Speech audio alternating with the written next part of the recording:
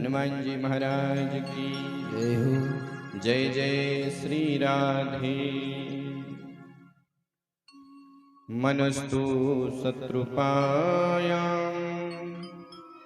तिष्णकन्यश्च जग्गिरे आकुतिर्देवहूतिश्च प्रसूतीति वे श्रुताः। परम मंगल में भगवत स्वरूप अकारण करुणा वरुणालय भक्तवांछा कल्पतरु अनंत कोटि ब्रह्मांड नायक करुणा वरुणालय दीनबंधु श्री बालकृष्ण लाल की प्रतिमूर्ति श्रीमद् भागवत महापुराण में आए हुए समस्त भक्तवृंद एवं श्रद्धामयी माताएं, हिमाचल प्रदेश के इस मंडी जिला अंतर्गत भरलाल नाम के ग्राम में स्वर्गीय श्री हरि सिंह जी के चतुर्वार्षिक श्राद्ध के पावन महोत्सव में उनकी धर्मपत्नी श्रीमती कृष्णा देवी एवं उनके सुपुत्र श्रीमान सुनील जी एवं अनिल जी एवं उनके लघु भ्राता श्रीमान सुनील जी के ताऊ जी एवं समस्त परिकर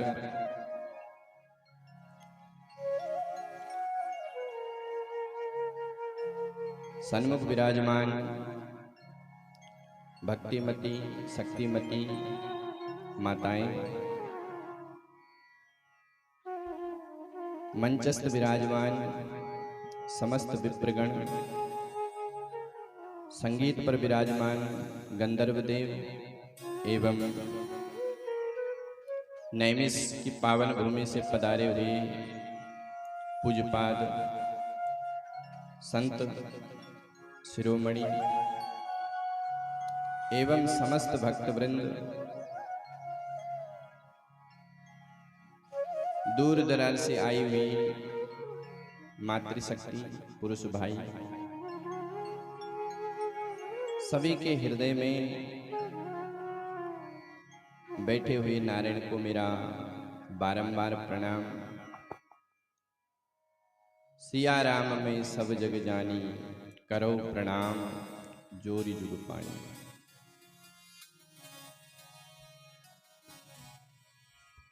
मानव जीवन का सर्वश्रेष्ठ साधन हम लोग यहाँ पर उपस्थित होकर के कर रहे हैं। पितरों का आशीर्वाद हम सब पर है।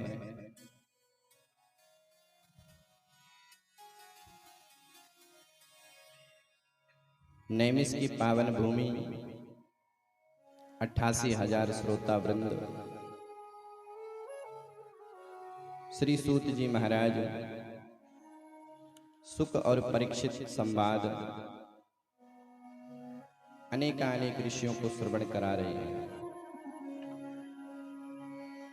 कल हम लोगों ने परीक्षित श्राप की कथा श्रवण करी। परीक्षित ने प्रश्न किया, म्रियमाणस्य किम कर्तव्यम, मरने वाले को क्या करना चाहिए। तो सुखदेव जी कहते हैं, परीक्षित यह प्रश्न तो मानव मात्र का है, क्योंकि मानव मात्र मरण धर्मा है, मृत्यु निश्चित है।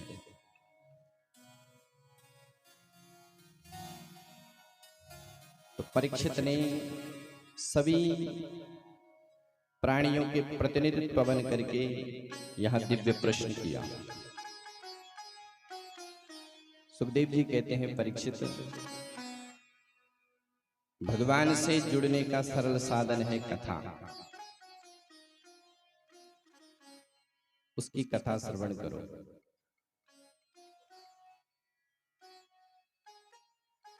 आगे आप लोगों ने सृष्टि का वर्णन श्रवण किया, किस प्रकार से परमात्मा एक से बहुत होते हैं।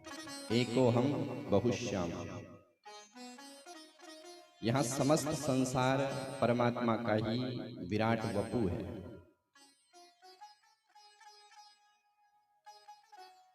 ब्रह्मा जी के वामांग से शत्रुपा और दक्षिण अंग से मनु महाराज प्रकट हुए और उन्हीं मनु की 5 संतानों का वर्णन श्रीमद् भागवत में है।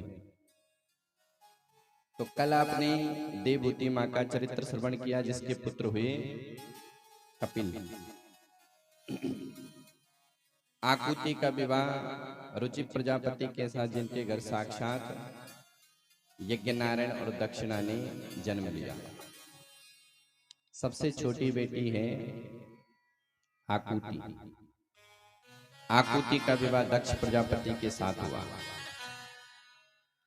जिनके घर साक्षात भगवती सती रूप में प्रकट हुई। सती का विवाह भगवान शिव से हुआ, लेकिन परीक्षित सती की कोई संतान नहीं हुई, क्योंकि राजा दक्ष ने शिव जी से द्वेष किया और शिव विरोध कि शुक्र के द्वारा सती का जन्म हुआ था, इसलिए सती ने अपना देह त्याग यज्ञ कुंड में कर दिया।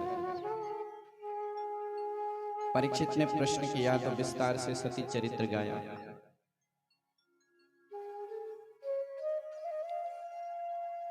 कि हे परीक्षित, एक बार ब्रह्मा जी ने अपने पुत्र दक्ष को प्रजापतियों का राजा बनाया। राजा बनते ही दक्ष को अहंकार हो गया, क्योंकि व्यक्ति को जब पद प्रतिष्ठा मान धन मिलता है तो उसको अहंकार आ ही जाता है। अस नहीं को जन्मा जग माही, प्रभुता पाई आई मद नाही। संसार में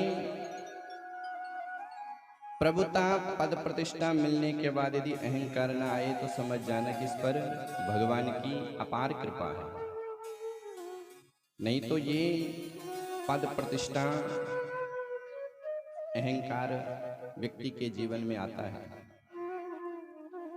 तो दक्ष ने उस ब्रह्म सभा में सबका अपमान किया, भोलेनाथ का भी अपमान किया। नंदी आदि ऋषियों ने दक्ष को श्राप दिया।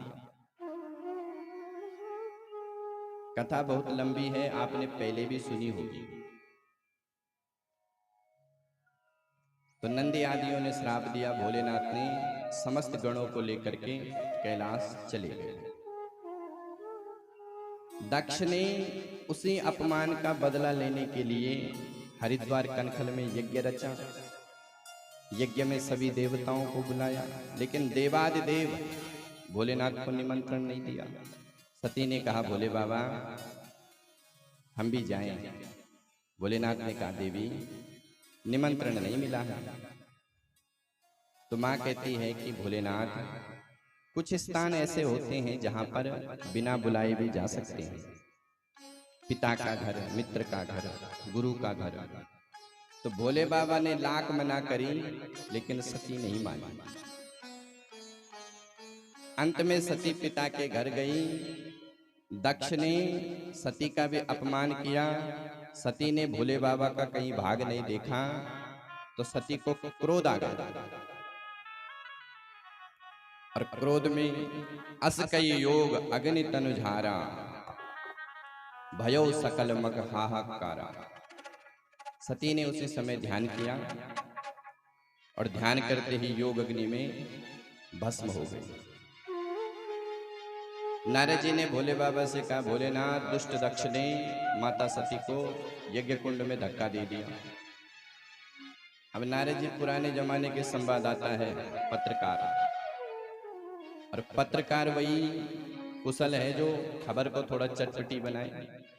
भोलेनाथ ने अपना एक बाल उखाड़ा, वीरभद्र प्रकट हुआ। वीरभद्र को आदेश दिया कि जाओ दक्षम सुयज्ञम जहि मद बटाना। वीरभद्र आया, दक्ष के सिर को काट करके यज्ञ कुंड में स्वाहा कर दिया। सती मरते समय भगवान का ध्यान किया और वही सती पार्वती के रूप में प्रकट कर गई और फिर शिव की अर्धांगिनी बनी। बोलिए शंकर भगवान की जय हो। श्री सुखदेव जी कहते हैं कि हे राजन, ये तो रही कन्याओं की बात, अब तुमको पुत्रों की कथा सुनाते हैं। मनु महाराज के छोटे बेटे थे उत्तानपाद। उत्तानपाद की दो रानी, एक का नाम सुनीति और एक का नाम ध्रुव। एक के नाम सुनीति, एक का नाम सुरुचि। हम सब उत्तानपाद हैं। उत्तानपाद का अर्थ होता है उत ऊर्ध्व पादो यस्य, जिसके चरण ऊपर की ओर हो और मुख नीचे की ओर, वही उत्तानपाद। तो हम जब मातृगर्भ में होते हैं तो हमारा मुख नीचे की ओर और चरण ऊपर की ओर होता है। हमारी भी दो पत्नी हैं, सुमति और कुमति। सुनीति अर्थात शास्त्र की नीति और सुरुचि अर्थात मनमर्जी। जब हम सुनीति का सहारा लेते हैं, शास्त्र के वचनों के अनुसार अपने जीवन का यापन करते हैं, तब हमारा पुत्र ध्रुव होता है, हमारी बुद्धि ध्रुव होती है। और जब हम मनमाना आचरण करते हैं तो हमारा कल्याण नहीं होता है, क्योंकि श्रुतये यत्र गच्छन्ति, जो वेद के अनुसार चलता है वो मनुष्य है। श्रुतयो यत्र गच्छन्ति तत्र गच्छन्ति मानवा, और मतयो यत्र गच्छन्ति तत्र गच्छन्ति वानरा। बंदर को कोई प्रमाण नहीं चाहिए होता है कि इस डाली से कूदा जाए कि न कूदा जाए, वो कूद जाता है। लेकिन मनुष्य के संस्कार है, जन्म से लेकर मरण तक के संस्कार है। प्रातः काल उठने से लेकर के शयन तक के नियम है। तो जो सुनीति का सहारा लेता है उसी की बुद्धि ध्रुव होती है। जाये उत्तानपादस्य सुनीति सुरुचिस्तयो, सुरुचि प्रेयसी पत्युर्नेतरायुत्सुतो ध्रुवा। हे राजन, राजा उत्तानपाद अपनी छोटी रानी से ज्यादा प्रेम करते थे, सुरुचि से। सुनीति की कम मानते थे। हम लोग भी सुनीति की कम मानते हैं। शास्त्र की बातें आजकल कौन मानता है? साफ शास्त्र में तो इतने नियम लिखे हैं, अरे जो मन में आए सो करो। तो राजा को भी सुरुचि बड़ी अच्छी लगती थी, मनमानी। तो राजा ने सुनीति को घर से निकाला। सुनीति बेचारी अपने पुत्र के साथ एक कुटिया में रहती थी। एक दिन किसी बालक ने ध्रुव जी से कहा कि तुम्हारे पिता वो उत्तानपाद के नाम के राजा है।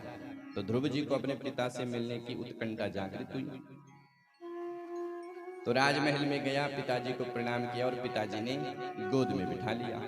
लेकिन सुरुचि ने रोका,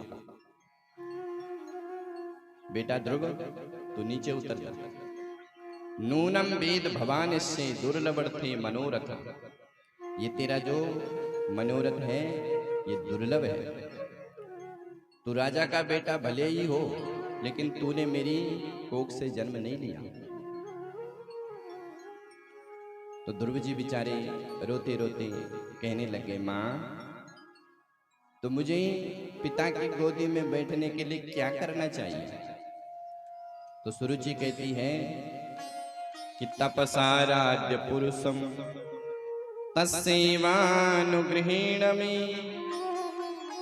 गर्भे त्वां साधयात्मानं यदिच्छसि नृपाशनम्। बेटा यदि इस राजगद्दी और पिता की गोद पे बैठना है तो सबसे पहले तपस्या करो। यहाँ पर सुरुचि ने भक्त और भगवान का दोनों का अपमान किया है कि ध्रुव पहले तपस्या करें, फिर तपस्या से वरदान में ध्रुव मांगे कि मुझे सुरुचि के गर्भ से जन्म हो। तो सुरुचि ने अपने गर्भ को भगवान से भी बड़ा बता दिया। बेचारे ध्रुव रोते रोते घर गए।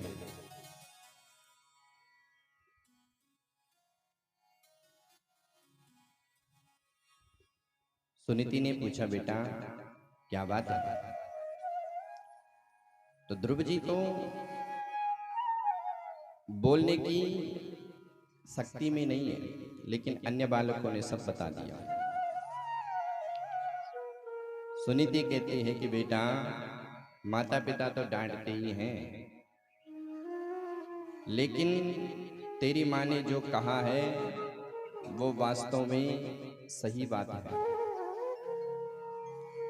सुरुचि ने अपने पुत्र को सुरुचि के प्रति भड़काया नहीं। सुनीति ने विचार किया कि आज अगर मैं इसके मन को भड़काऊंगा तो कल के दिन ये इसके अंदर द्वेष की भावना आएगी। सुनीति ने विचार किया कि मेरे पुत्र के संस्कार विकृत हो जाएंगे, आज नहीं तो कल इसके मन में द्वेष की भावना जागृत होगी। माँ वही है जो अपने पुत्रों को अच्छे संस्कार दे, क्योंकि माँ बच्चे की प्रथम गुरु है। माँ चाहे तो अपने बच्चे को महान बना दे और माँ चाहे तो अपने बच्चे को महान डाकू बना दे। तो सुनीति ने एक भी शब्द सुरुचि के प्रति नहीं कहा और कहा, बेटा उसने कहा तपसा आराध्य पुरुषम, तो जाओ बेटा तपस्या करने के लिए। ये गोद तो क्या तुमको ऐसा पद मिलेगा कि वहां से तुमको कोई नीचे नहीं उतार सकता है। ध्रुव जी महाराज 5 वर्ष की अवस्था में जंगल में गए। नारद जी से भेंट हुई। नारद जी ने उनको 12 अक्षर मंत्र दिया। ओम नमो भगवते वासुदेवाय, ओम नमो भगवते वासुदेवाय। और कहा, बेटा इसका जाप मधुवन मथुरा में करो। ध्रुव जी मधुवन में आए और इस मंत्र का जाप किया, नियम लिए। जब पहला महीना था तो 3 दिन में केवल एक बार भोजन करते, 3 दिन तक निराहार। दूसरा महीना लगा तो भोजन का त्याग किया, अब 6 दिन में केवल एक बार फलाहार लेते, 6 दिन तक निराहार। तीसरा महीना लगा तो फलाहार का भी त्याग कर दिया, अब केवल घास पत्ती खा रहे हैं, 9 दिन में एक बार। चौथा महीना लगा तो द्वादशे हनी, 12 दिन में एक बार क्या? बोले जल। और जैसे 5वां महीना लगा तो जल का भी त्याग कर दिया, अब केवल वायु का पान कर रहे हैं। और जैसे ही 6ठा महीना प्रारंभ हुआ, वायु का भी परित्याग कर दिया। ऐसा प्राणायाम चढ़ाया कि संसार के जितने भी लोग थे वो सब, उन सब का प्राणवायु अवरुद्ध होने लग गया। सारे देवता भगवान की शरण में गए और प्रार्थना करने लग गए। नैवं विदामो भगवन् प्राणिरोधं चराचरस्याखिल सत्त्वधाम्ना, विदेहि तन्नो वृदनाति मोक्षं, प्राप्ता वयं त्वां शरणं शरण्या। हे ठाकुर, नैवं विदामो, हम नहीं जान पा रहे कि हमारी प्राणवायु कैसे बंद हो गई, और अगर हमारी वायु ऐसे ही बंद रही तो हम मर जाएंगे। भगवान ने कहा चिंता मत करो, ध्रुव जी की वायु, ध्रुव जी की श्वास यष्टि से समष्टि में मिल गई है। उसकी प्राणवायु मेरे से जुड़ी है, इसलिए सारे संसार की श्वास बंद हो गई। भगवान तुरंत गरुड़ारूढ़ हुए और भक्त को दर्शन देने के लिए आज नारायण मधुवन में जा रहे हैं। सुखदेव जी कहते, परीक्षित, भक्त भगवान के दर्शन के लिए जाते हैं, लेकिन आज स्वयं नारायण भक्त के दर्शन के लिए जा रहे हैं। ध्रुव जी महाराज तो आंखें बंद करके भगवान की झांकी अपने हृदय में देख रहे हैं। भगवान सन्मुख खड़े हैं, लेकिन ध्रुव जी आंखें नहीं खोलते। भगवान को लगा कि अगर भीतर की झांकी दिखती रही तो वो आंखें नहीं खोलेगा, तो भगवान ने भीतर की झांकी को बंद किया। और जैसे ध्रुव जी ने हड़बड़ाहट में आंखें खोली तो सन्मुख देखा नारायण। अब ध्रुव जी महाराज हाथ जोड़ करके खड़े हो गए, कभी प्रणाम करते, कभी मुस्कुरा देते, कभी घबरा जाते। ध्रुव जी ने मन में विचार किया कि मैंने गुरु जी से और माता जी से सब पूछा, लेकिन ये नहीं पूछा कि भगवान जब मिलेंगे तो क्या करना है। सुना है पूजा करनी चाहिए, लेकिन पूजा कैसे करूं? जंगल में तो सामग्री कुछ है नहीं। मैंने ये भी सुना है कि स्तुति करनी चाहिए, लेकिन मेरे को तो कुछ आता नहीं, क्योंकि गुरुकुल में गया नहीं। 5 वर्ष की अवस्था। भगवान ने ध्रुव जी की मनस्थिति को समझा और ध्रुव जी की कंठ से शंख स्पर्श कराया, और जैसे ही शंख का स्पर्श हुआ ध्रुव जी को महाराज वेद वेदांत कंठस्थ हो गया। ध्रुव जी ने भगवान की स्तुति 12 श्लोकों में करी, 12 श्लोकों में। गुरु जी ने 12 अक्षर मंत्र दिया तो 12 श्लोकों में स्तुति करी। योऽन्तः प्रविश्य मम वाचमिमां प्रसुप्तां संजीवयत्यखिल शक्तिधरा स्वधाम्ना अन्यश्च हस्तचरणाश्रवणत्वगादि प्राणान्नमो भगवते पुरुषाय तुभ्यम्। योऽन्तः, हे ठाकुर, मेरी वाणी प्रसुप्त थी, लेकिन आपने इस सोई हुई वाणी को जागृत कर दिया। संजीवयत्य, हे प्रभु, आप तो समस्त संसार के देहधारियों में प्राण शक्ति देने वाले हो। अखिल सत्य बोध करते, हे प्रभु, मेरे हाथों में जो शक्ति है वो भी आप हो। जिन नयनों से मैं आपका दर्शन कर रहा हूं उन नयनों में भी शक्ति आप ही है। चरणों में चलने की शक्ति वो भी प्रभु आप हो। हस्तश्चरण अन्यश्च हस्तचरण, इन कानों में सुनने की शक्ति है ठाकुर, ये भी आप ही हो। अगर भगवान हमारी शक्ति को छीन ले तो व्यक्ति जड़ हो जाएगा, क्योंकि वो परमात्मा चेतन को जड़ और जड़ को चेतन कर सकता है, उसी की शक्ति है। ध्रुव जी ने बड़ी सुंदर स्तुति करी। भगवान ने कहा, ध्रुव कुछ वरदान मांगा। ध्रुव जी कहते हैं, सरकार, पहले तो मेरी इच्छा थी कि मैं राजगद्दी मांगू, लेकिन अब आपको देख करके मेरा मन इस संसार के भोग का भोगने का नहीं हो रहा है। व्यक्ति को जब बड़ी चीज मिल जाती है तब वो छोटी चीज नहीं मांगता। फिर भी भगवान ने कहा कि ध्रुव, तुम मेरी इच्छा से 36,000 वर्ष तक राज करो और उसके बाद मेरे ध्रुवलोक को सुशोभित करो। ध्रुव जी महाराज घर आए, सबने इनका स्वागत किया। राजा उत्तानपाद तपस्या के लिए गए, ध्रुव जी महाराज राजा बने। इनके 2 विवाह हुए, भ्रमी और इलाम नाम की कन्या से। 2 पुत्र हुए, उत्कल और वत्सर। 36,000 वर्ष तक खूब राज किया। अब जैसे 36,000 वर्ष पूरे हुए कि ध्रुव जी के सामने एक काली कलूटी स्त्री खड़ी हो गई। ध्रुव जी ने कहा, देवी जी कौन हो?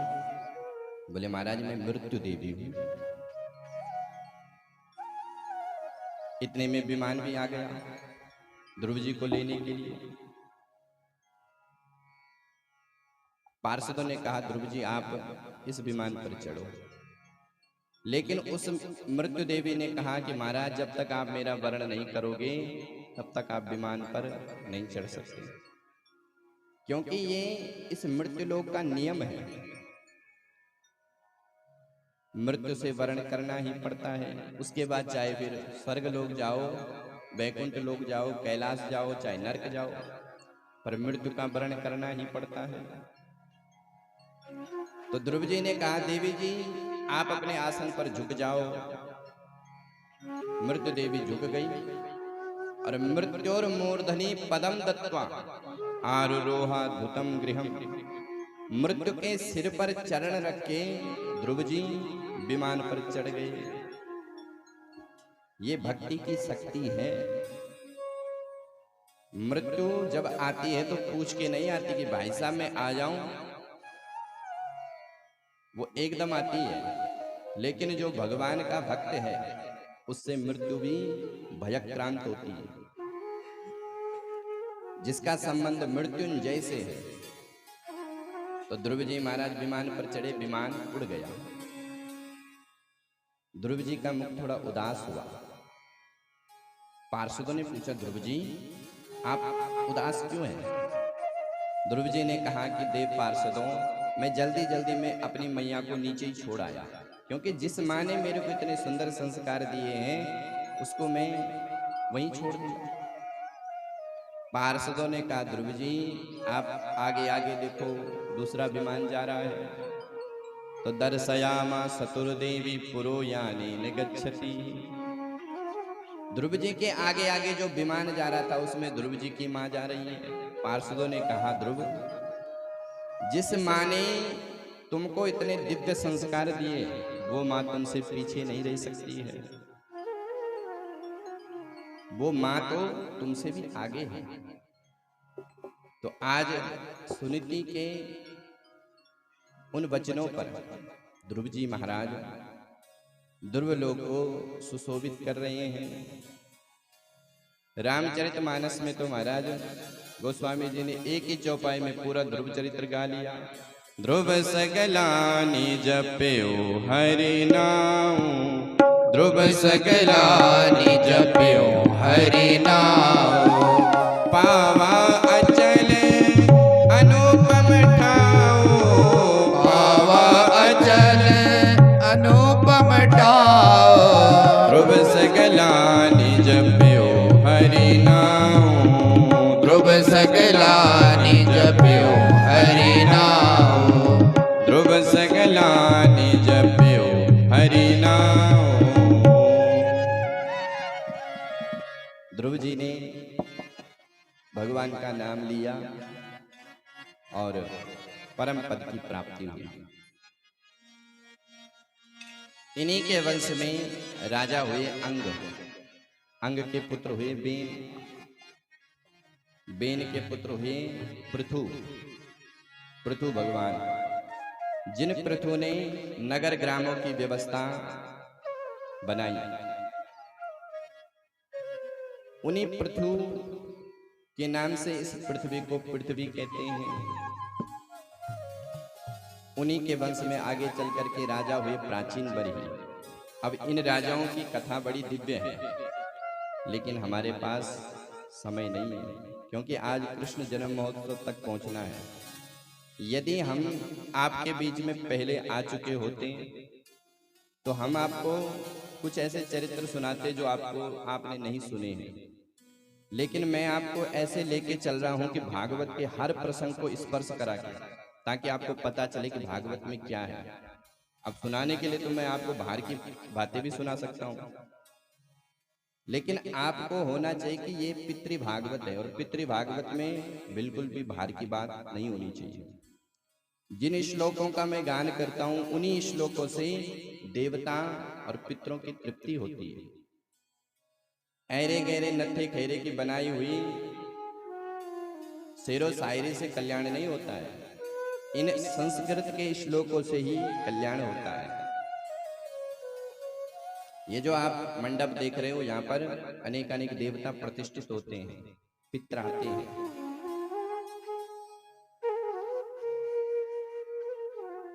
आप हमारे YouTube पर ये जो भागवत की कथा है, हर प्रसंग का 3-3 घंटे हमने वर्णन किया है। तो आप हमारे YouTube पर विस्तार से सुन सकते हैं इन राजाओं की और ध्रुव आदि चरित्र। आपको मैं संक्षिप्त में सुना रहा हूं, तो आप YouTube चैनल को जरूर सब्सक्राइब करें और आनंद लें। श्री सुखदेव जी कहते हैं कि हे राजन,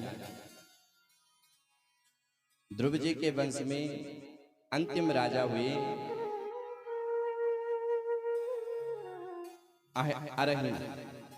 अरहीन नाम की राजा। अब ये तो छोटे बेटे की कथा है, अब बड़े बेटे की कथा। बड़ा बेटा है प्रियव्रत। प्रियव्रत बड़े दिव्य राजा हुए। एक दिन प्रियव्रत ने विचार किया कि इस पृथ्वी पर रात्रि क्यों होती है? अगर रात्रि ना हो तो मनुष्य कितना विकास करे। रात्रि में मनुष्य सो जाता है। तो प्रियव्रत ने विचार किया कि मैं अब इस पृथ्वी पर रात्रि होने नहीं दूंगा। एक ऐसा दिव्य रथ तैयार किया, उसमें सूर्य भगवान के समान प्रकाश था। रथेन ज्योतिर्मयी रजनीमपि दिनम करिष्यामि। सूर्य भगवान जब पश्चिम में अस्तांचल की ओर जाता तो प्रियव्रत का रथ पूर्व में फिर से उग जाता। 7 चक्कर 7 परिक्रमा उस रथ ने लगाई। 7 दिन तक रात्रि नहीं हुई।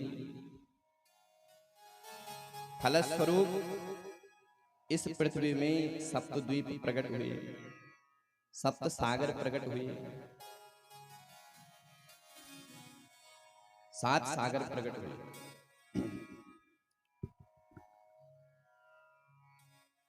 ब्रह्मा जी ने प्रियव्रत को समझाया कि बेटा, मैंने संसार के लिए जो कुछ भी बनाया है उसका उपयोग भी है और दुरुपयोग भी है। संसार में कुछ भी व्यर्थ नहीं है।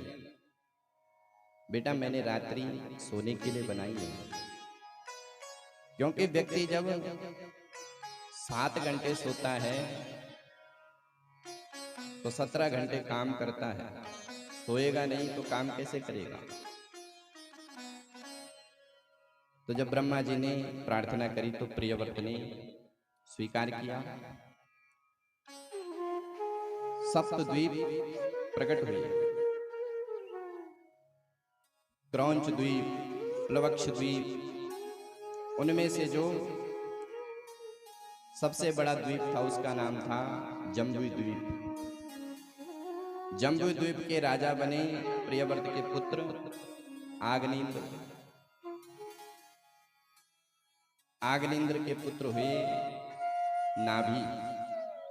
नाभि के पुत्र हुए ऋषभदेव। ऋषभदेव के 100 पुत्र हुए। उन 100 पुत्रों को ऋषभदेव ने बड़ा दिव्य ज्ञान दिया।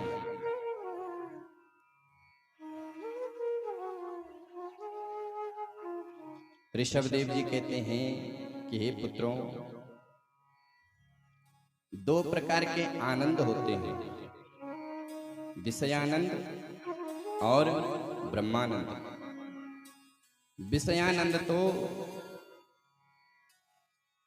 हर योनि में व्यक्ति को प्राप्त हो जाते हैं, लेकिन ब्रह्मानंद की अनुभूति केवल और केवल मनुष्य शरीर में होती है। विषयानंद विषयों का भोग। जब हम तूकर बने, सूकर बने, 84 लाख योनियों में हमारा जन्म हुआ, तो हमने वो विषयों का भोग भोगा। लेकिन अगर उन्हीं विषयों का भोग हम मनुष्य शरीर में भी भोगेंगे तो फिर मनुष्य की महानता नहीं है। ऋषभ देव जी कह रहे हैं, नायम देह देह भाजाम नृलोके कष्टान काम नरहते बिड़ भुजाम्ये महत सेवाम द्वार माहुर तमो द्वारम योसिताम संग संगम। बेटा दो मार्ग है, मनुष्य शरीर में ब्रह्मानंद का भोग करो, ब्रह्मानंद की अनुभूति करो। और ब्रह्मानंद की अनुभूति का सबसे सरल साधन है महत सेवा, संतों की सेवा। किसी लंपट पुरुष का संग कर लिया तो यम नरक का जो दरवाजा है वो सुलभ हो जाएगा, और किसी श्रेष्ठ संत का संग कर लिया तो जो वैकुंठ का दरवाजा है वो खुल जाएगा। महत सेवाम द्वारमाहो तमो द्वारम योषिताम संगी संगम। बड़ा दिव्य उपदेश दिया। और अंत में ऋषभ देव जी को वैराग्य हुआ, जंगल में गए। ऋषभ देव जी के बड़े पुत्र थे भरत, जिन भरत के नाम से इस भारत भूमि को भारत कहते हैं। भरत जी महाराज भी बड़े दिव्य ज्ञानी थे, चारों आश्रमों का पालन किया, अंत में संन्यास धारण किया और नेपाल में जाकर के पुला आश्रम में तपस्या करने लग गए, गंडकी नदी के किनारे। एक दिन गंडकी नदी में एक गर्भवती मृगी आई। मृग के पीछे शेर लगा था और शेर की दहाड़ से वो गर्भवती मृगी नदी को पार कर रही थी। अचानक उसका शव, प्रसव जो है, उसी नदी में गिर गया। भरत जी ने मन में विचार किया कि यदि मैं इसको बचाता नहीं तो ये मर जाएगी। दया धर्म का मूल है, तो उसको बचाया, अपने आश्रम में रखा। लेकिन धीरे धीरे आसक्ति करने लग गए, उसमें प्रेम बढ़ गया। ये मन जो है ये कब पलट जाए कोई भरोसा नहीं, इसलिए महापुरुष अपने मन पर भरोसा ही नहीं करते। धीरे धीरे भजन छूट रहा है। जिन भरत जी ने चारों आश्रमों का चक्रवर्ती की गद्दी को छोड़ दिया, आज वो मृग से आसक्ति करने लग गए। उन्होंने मृग को बचाया, यहां तक तो ठीक था क्योंकि दया धर्म का मूल है, लेकिन उसके बाद उनको उसे छोड़ देना चाहिए था, लेकिन आसक्ति होने लग गई। एक दिन मृगों का झुंड आया और उन मृगों के साथ वो बच्चा भी चला गया। अब तो भरत जी महाराज प्रेम दीवाने, उसी के प्रेम में पागल हो गए। बरगद से पूछते, पेड़ों से पूछते, और अंत में उसी की याद में मर गए। एक मृग के नेह से भरत धरे मृग देह, तुलसी उनकी कौन गति जो घर घर करत स्नेह। मृग बने भरत जी, मृग शरीर को भी त्यागा, अंत में भारद्वाज गोत्रीय ब्राह्मण बने। रहुगण को दिव्य उपदेश किया, आत्म कल्याण का उपदेश। श्री सुखदेव जी कहते हैं, परीक्षित आगे चल करके भूगोल खगोल का भी दिव्य वर्णन किया, ज्योतिष शास्त्र के बारे में बड़े विस्तार से बताया कि किस राशि पर कौन सा ग्रह कितने समय तक रहता है। 7 लोकों के बारे में बताया। पृथ्वी पर ही जीवन नहीं बल्कि नीचे के जो लोक है उनमें भी जीवन है।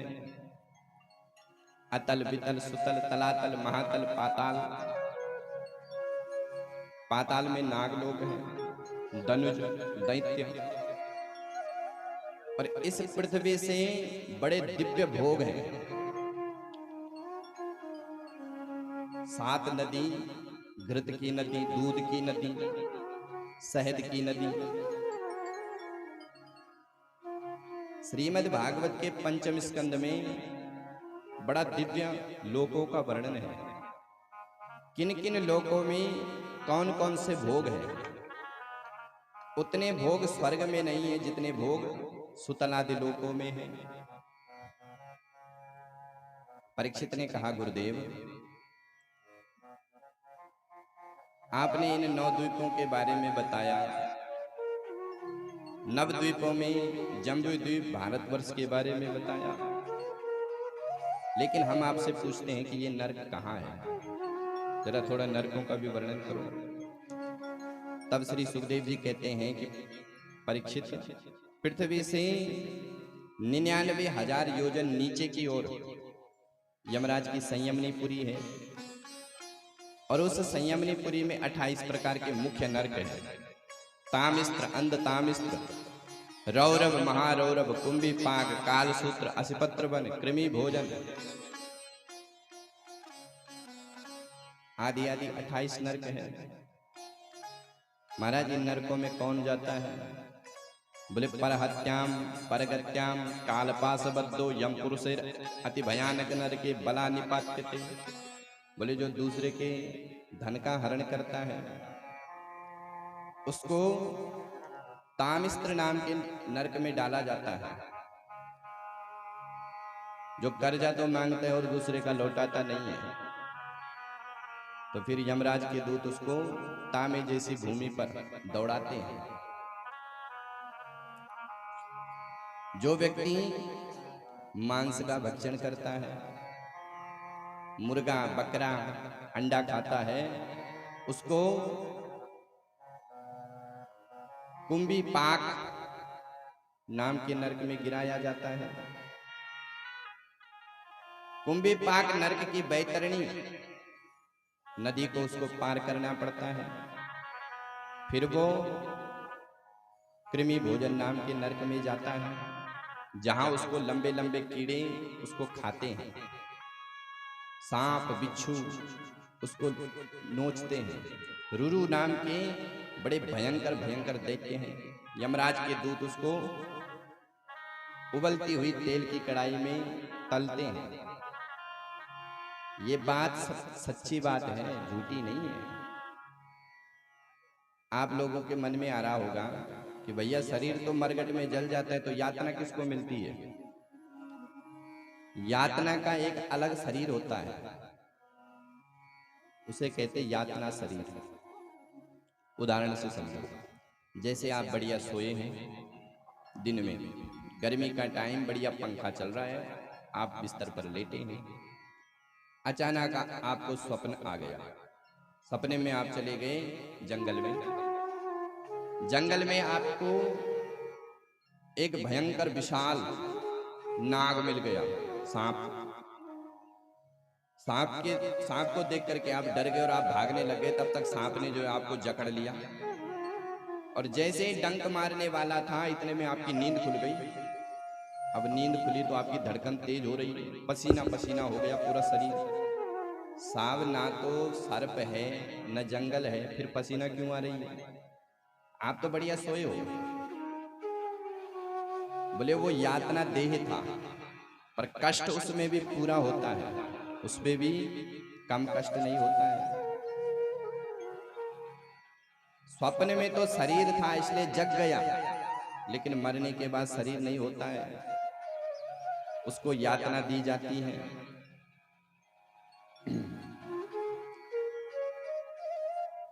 जो व्यक्ति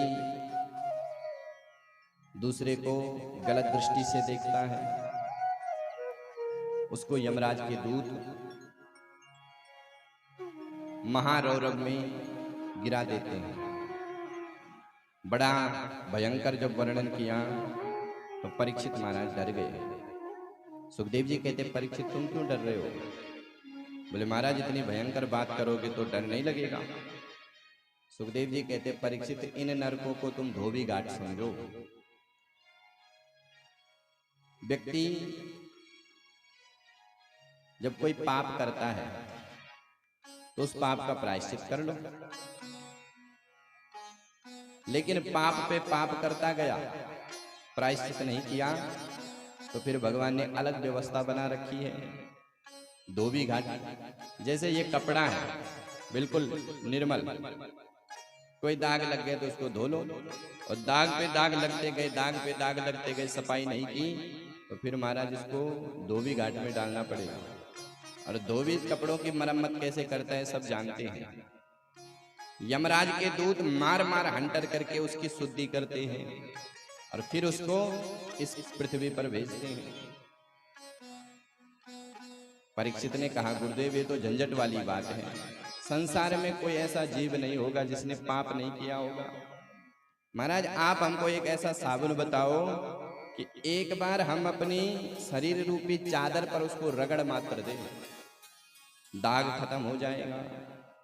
सुखदेव जी कहते, परीक्षित तो मैं तुमको एक दिव्य साबुन देता हूं, उस साबुन को तुमने अपने शरीर पर एक बार लगा दिया तो दाग ढूंढते ही फिरोगे। महाराज जल्दी बताओ कौन सा साबुन है। श्री सुखदेव जी कहते हैं,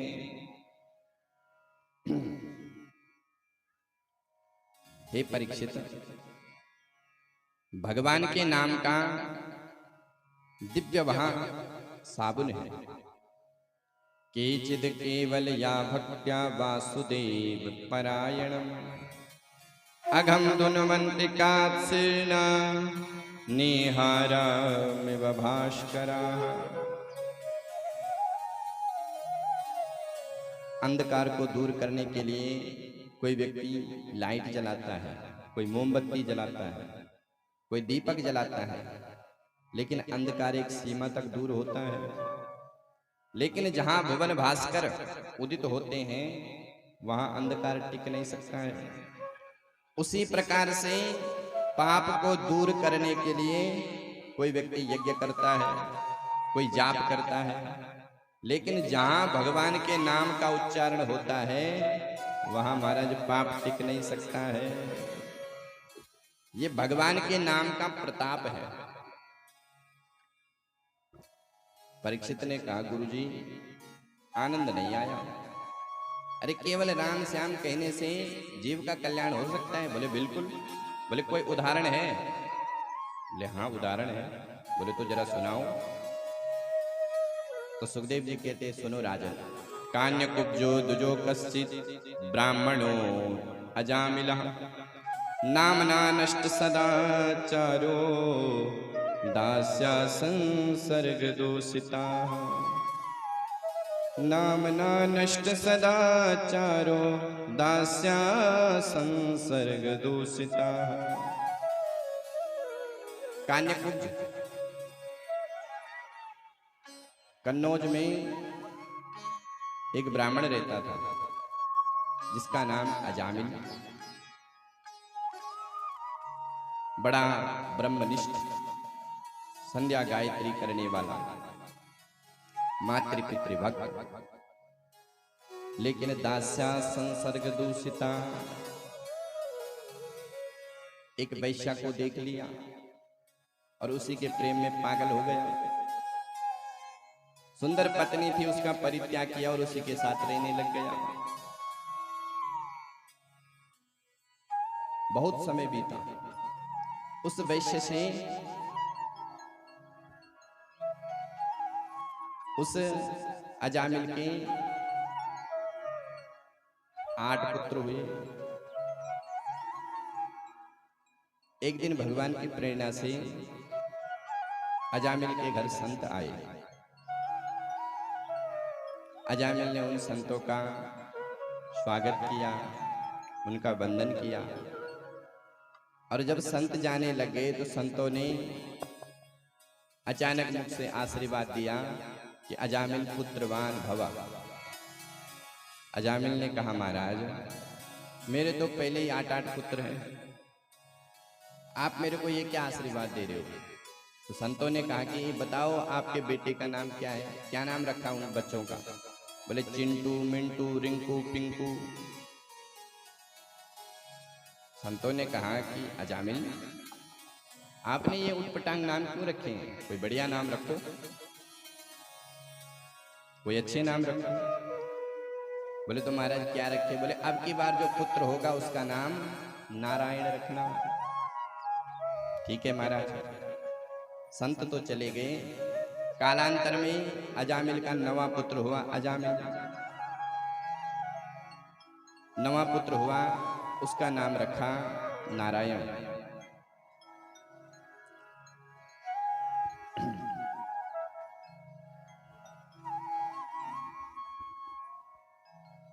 अब जो छोटा बेटा होता है उसमें आसक्ति बहुत होती है।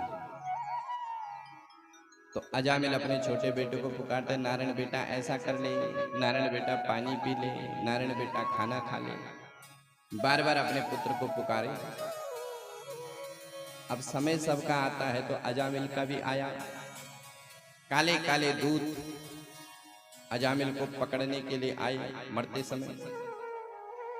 अब अजामिल ने जब दूतों को देखा तो अजामिल चिल्लाने लग गया, बेटा नारायण मेरी रक्षा करो।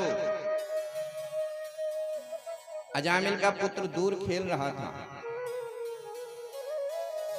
दूरे क्रीडन कासक्तं पुत्रं नारायण वयम् प्लावितेन स्वरोणे चे आजुहावा कुलेन्द्रियाः। व्याकुल इंद्रियों से जब अजामिल ने अपने पुत्र को पुकारा कि बेटा नारायण मेरी रक्षा करो, बेटा नारायण मेरी रक्षा करो, उतने में जो है भगवान के पार्षद सामने खड़े हो गए और यमराज के दूतों को मार धक्का। यमराज के दूतों ने कहा, भैया तुम कौन हो? बोले तुम बताओ तुम्हारा परिचय क्या है? बोले साहब हम यमराज के दूत हैं और पापियों को पकड़ने के लिए आए हैं। तुम बताओ तुम कौन हो? बोले हम भगवान के पार्षद हैं और ये पापी नहीं है, इसने भगवान का नाम लिया है। यमराज के दूत कहते हैं कि देव पार्षदों तुमको धोखा हो रहा है। अरे इसने तुम्हारे स्वामी का नहीं तो अपने पुत्र का नाम लिया। पार्षद कहते हैं कि देखो भैया, चाहे इसने अपने पुत्र का नाम लिया लेकिन नाम तो हमारे स्वामी का है। अरे इसके पुत्र का नाम तो 2-4 साल पहले रखा होगा, हमारे स्वामी का नाम तो अनादिकाल से है। इसलिए इसकी हम रक्षा करें। पार्षद कहते हैं कि दूतों, वस्तु शक्ति ज्ञान की अपेक्षा नहीं रखती है। वस्तु में यदि कोई शक्ति है, हमको ज्ञान हो चाहे न हो, वो अपना काम करेगी। बिजली में करंट होता है, हमको ज्ञान हो चाहे न हो, अचानक में हाथ लग गया तो करंट तो लगेगा। अमृत में अमरत्व की शक्ति होती है, चाहे हमको ज्ञान हो चाहे न हो, पी लिया तो अमर होना ही पड़ेगा। विष में मारक शक्ति होती है, ज्ञान हो चाहे न हो, पी लिया तो मरना तो पड़ेगा ही। उसी प्रकार से भगवान के नाम में भी है, चाहे ज्ञान हो चाहे न हो, एक बार ले लिया तो तरना तो पड़ेगा ही।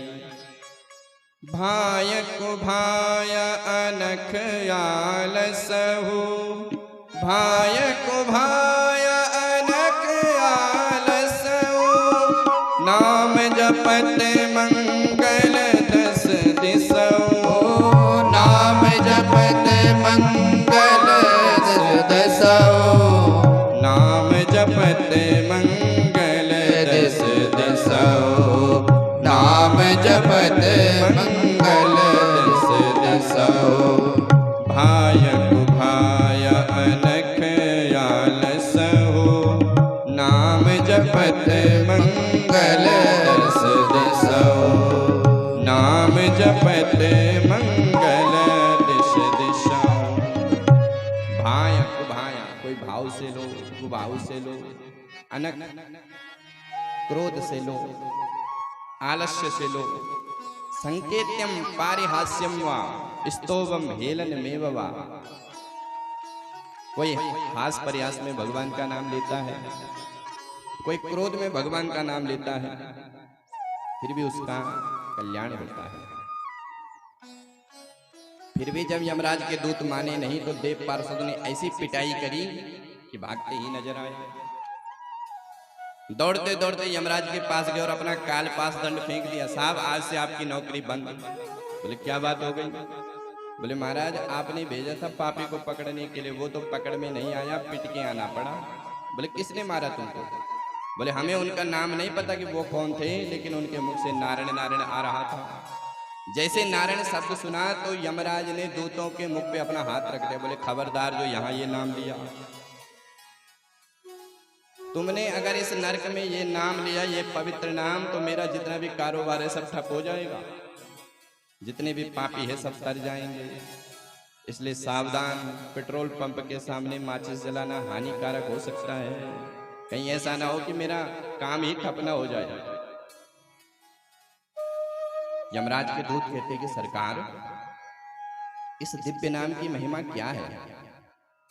यमराज कहते हैं कि भैया इस नाम की महिमा अगर तुम भगवान से भी पूछोगे तो भी भगवान नहीं बता पाएंगे। कहाँ कहाँ लगी नाम बड़ाई, राम न सकहि नाम गुण गाई। कहाँ कहाँ लगी नाम बड़ाई, राम न सकहि नाम गुण गाई। राम न सकहि नाम गुण गाई, राम न सकहि नाम गुण गाई। भगवान के नाम की बड़ी महिमा है। नाम महानिधि मंत्र नाम ही सेवा पूजा, जप तप तीरथ नाम नाम बिन और न दूजा। भगवान के नाम की अनंत महिमा है। राम जी की भी उतनी महिमा नहीं है। बानर भालुओं ने जब रावण पर विजय प्राप्त करने के लिए पुल बनाया तो उसमें राम नाम लिखा और राम नाम से सारा पुल तैयार हो गया। अब राम जी को लगा कि भैया जब मेरे नाम में इतनी शक्ति है तो मेरे में कितनी शक्ति होगी, चलो इसका प्रयोग करेंगे। तो राम जी ने विचार किया कि इसका प्रयोग मैं अकेले में करूंगा। अगर कदाचित मेरा जो प्रयोग है वो निष्फल हो जाएगा तो मेरी तो बेइज्जती हो जाएगी। तो भगवान राम अकेले में गए, एक छोटा सा पत्थर लिया। बोले देखता हूं मेरे नाम ने तो पत्थर को भी तार दिया, अब मैं इस पत्थर को फेंकता हूं तो देखते हैं कि ये तरेगा कि नहीं। राम जी ने एक कंकड़ उठाया और समुद्र में फेंका, महाराज वो डूब गया। राम जी को लगा राम राम, पर चलो कोई बात नहीं, किसी ने देखा नहीं। पर जैसे पीछे देखा तो हनुमान जी ने कहा जय सिया राम। राम जी ने कहा हनुमान तुमने कुछ देखा तो नहीं? बोले सरकार हमने सब देख लिया। तो हनुमान आप किसी से मत कहना कि हमारे नाम में तो शक्ति है लेकिन हम में नहीं। हनुमान जी ने कहा कि हे प्रभु मैं हूं बंदर, और बंदर तो स्वभाव से चंचल होते हैं, मैं तो सबसे कहूंगा। बोले हनुमान स्वामी की बेइज्जती हो जाएगी। बोले सरकार इसमें बेइज्जती की क्या बात है, इसमें तो तुम्हारी प्रशंसा ही है। अब हनुमान जी तो ज्ञानी नाम अग्रगण्यम है, वो तो गाली को भी स्तुति बना देते हैं। हनुमान जी कहते कि सरकार जिस पत्थर का त्याग स्वयं आप अपने हाथों से करो उसको भला संसार में कौन तार सकता है। जिसका त्याग आप स्वयं करो उसको संसार में कोई भी बचा नहीं सकता, उसको तो डूबना ही पड़ता है। तो भगवान की नाम की महिमा